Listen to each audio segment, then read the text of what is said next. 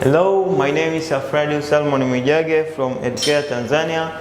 Welcome in this session to proceed with our last topic in Form 5, History. On the last session, we ended on the views of education for self-reliance. So today we are going to see the achievements of the education for self-reliance in Tanzania. It means that we are going to see the achievement. What the achievement that the education for self-reliance been achieved in Tanzanian government? It cannot be denied that Nyerere's education for self-reliance registered some achievements in Tanzania. Some of the notable achievements are listed here below. So it means that the Mwalimu Julius education for self-reliance come up with some achievements, and those achievements can be described or explained as shown below.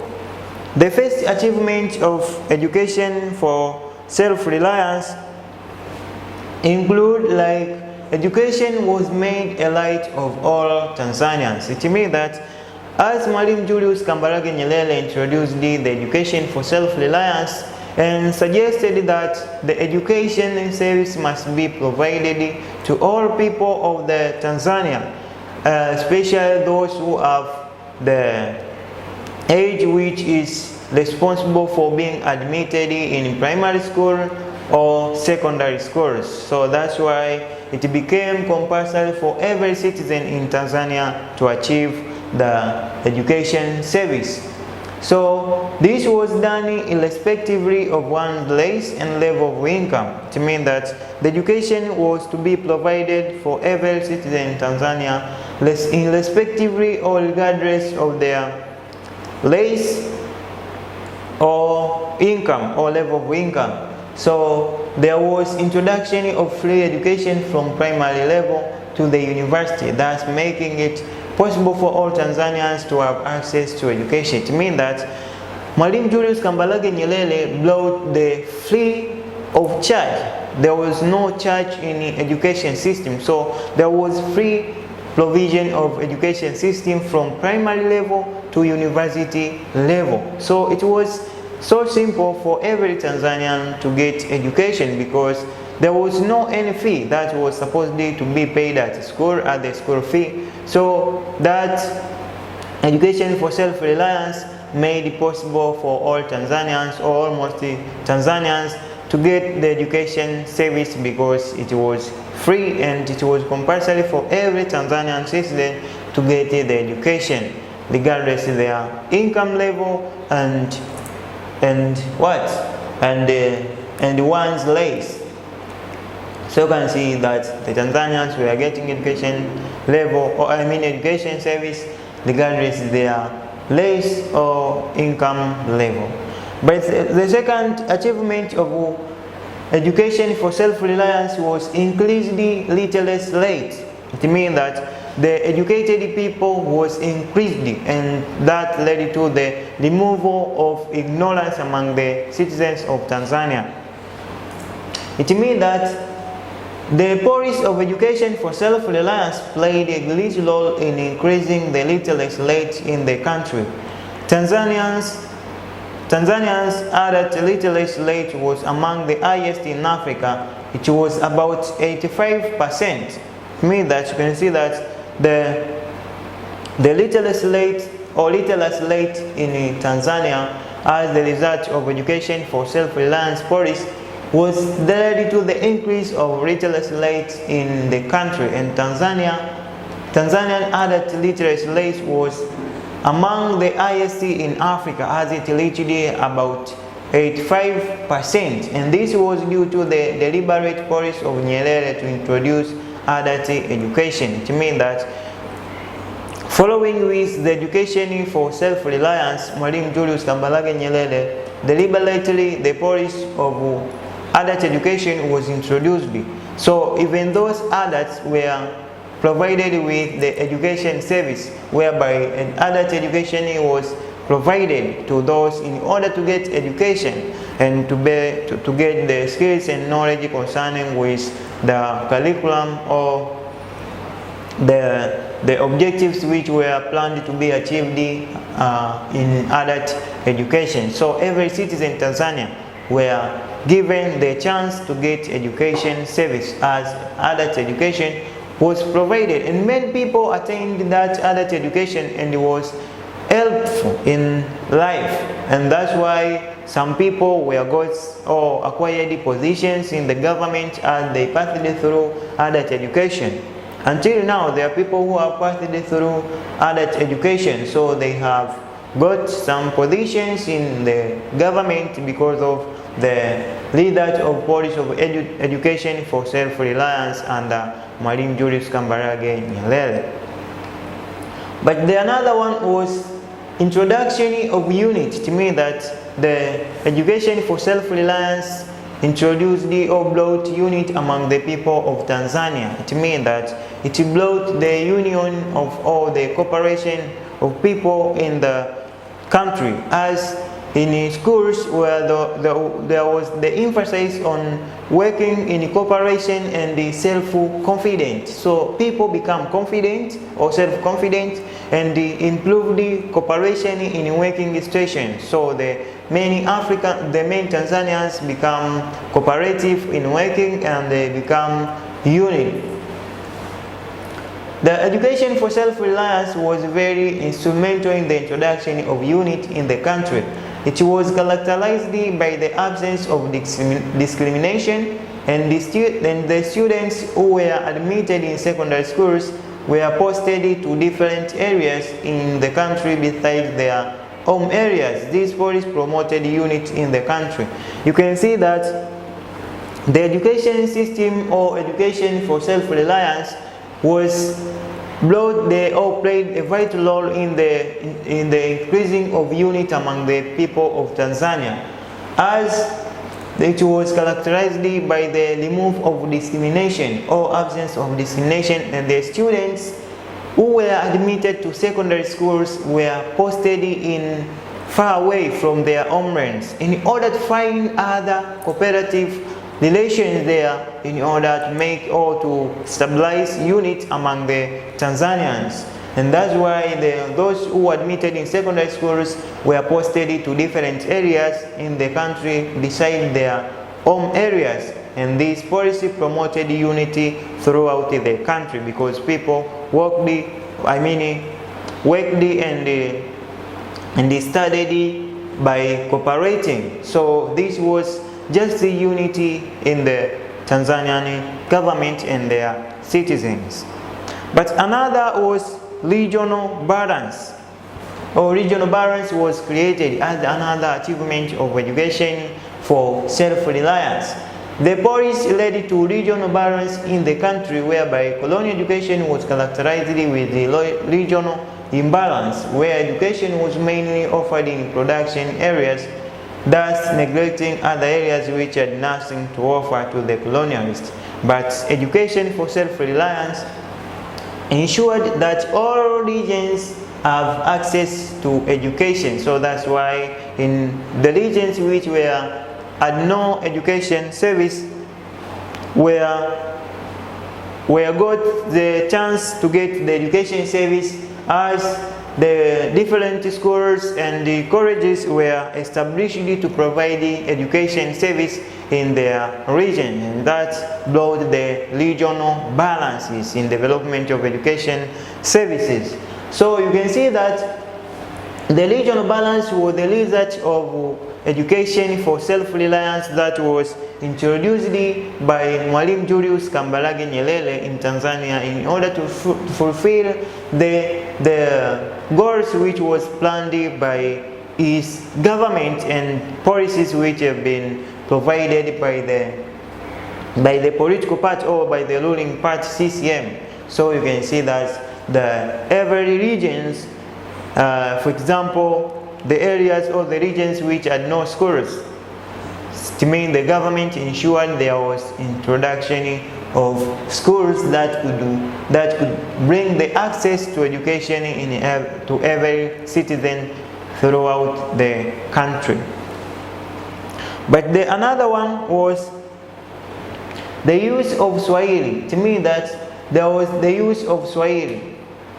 To me, that another achievement of education for self-reliance, the usefulness of Swahili was intensified. Education for self-reliance was characterized with the introduction of Swahili as the medium of instruction. And this language is now the national language of the country, and it is very instrumental in reducing aspects of tribalism, thus ensuring unity.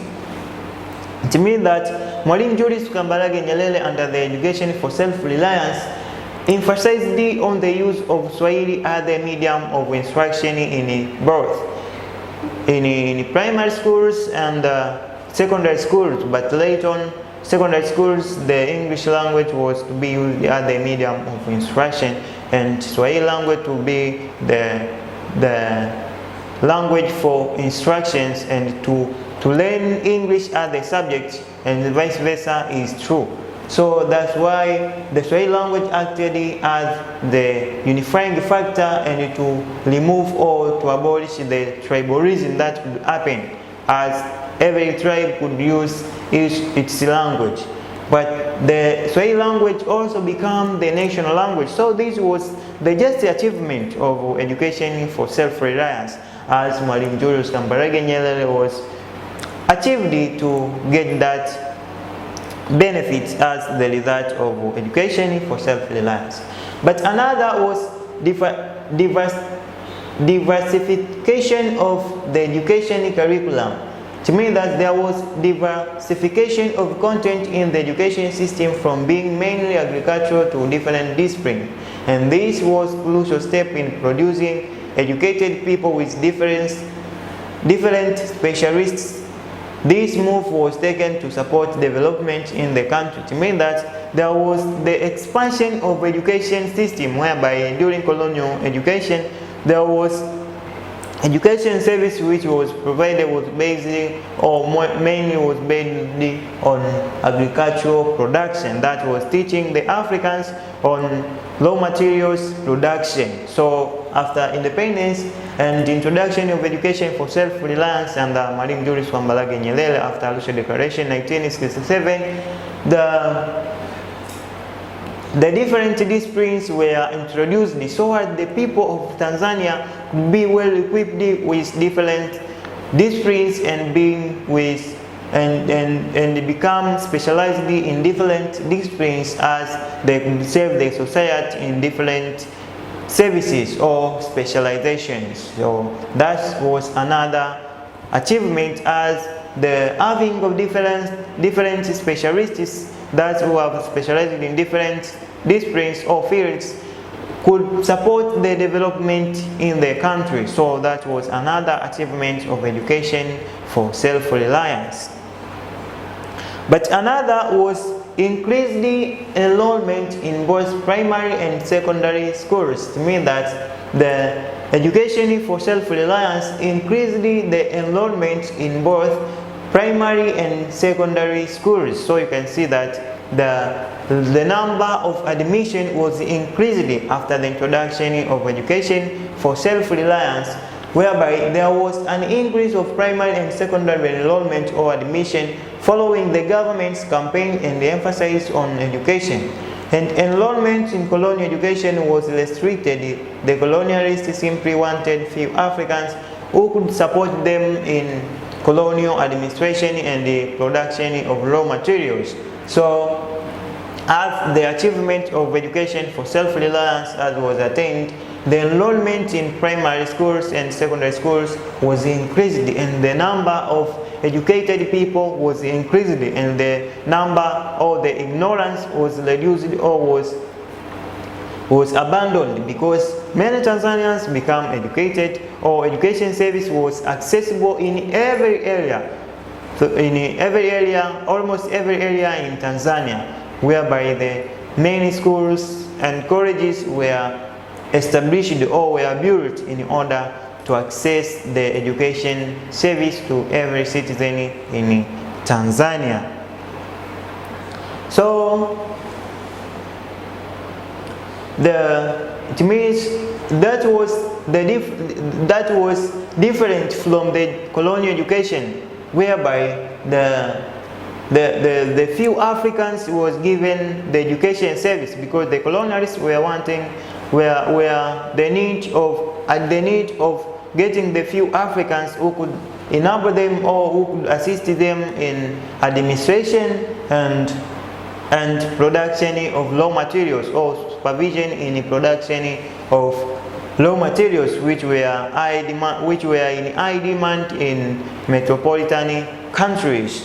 So these all were the achievements of education for self-reliance, which was introduced by Mwalimu Julius Kambarage Nyerere in 1967 during the Arusha Declaration, which took place in Arusha region.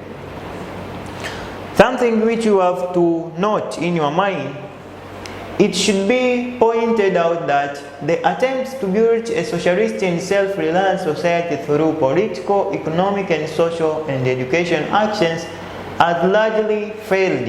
Since 1986 in particular, the United Republic of Tanzania was being steadily moving to the right. The country is now much more integrated into the capitalist world system than it was at the time of independence. So you can see that after the independence, Tanzania or Tanganyika by that time was played a great role to ensure that Tanzania is becoming or is proceed to be the socialist nation and to be the self-reliant society. So through political, economic, and social as well as education actions was made in order to make Tanzania to be the socialist nation, but the situation was changed when it reached in 1986, or probably we can say in 1990s, after the collapse of Socialist Republic in Russia, and the United Republic of Tanzania was become the capitalist nation, because the socialist or the supporter of Tanzania as the socialist collapsed after the collapse of Russia in 1990. So the country is now much more integrated into capitalist system than it was at the time of independence. So now Tanzania is just adapting the capitalist system in production, whereby I mean economically, politically, socially, even education system is just similar with the capitalist system or capitalist conditions. However, one cannot deny the achievements registered by the policy of self-reliance. However, we cannot disagree that education for self-reliance did not block the achievement. There are some achievements even now. Different schools, universities, and plantations or different enterprises have been introduced as a result of self-reliance, of education of self-reliance that was introduced by Mwalimu Julius Kambarage Nyerere.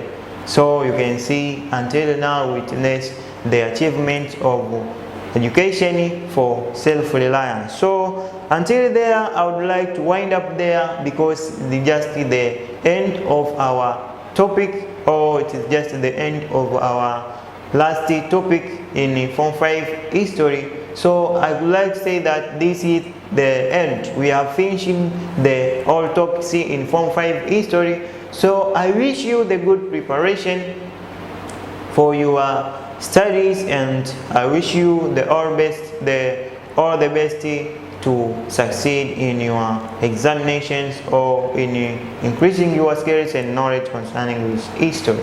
So I would like to give you the one question which you have to perform, and the question is: explain the achievements of education for self-reliance. So this is the end of our topic. I would like to congratulate and thank you for being with me and watching from the beginning of the topic until the end. So I wish you the good preparation, and I welcome you to proceed learning with us, Edukea Tanzania, for more and best service. So I wish you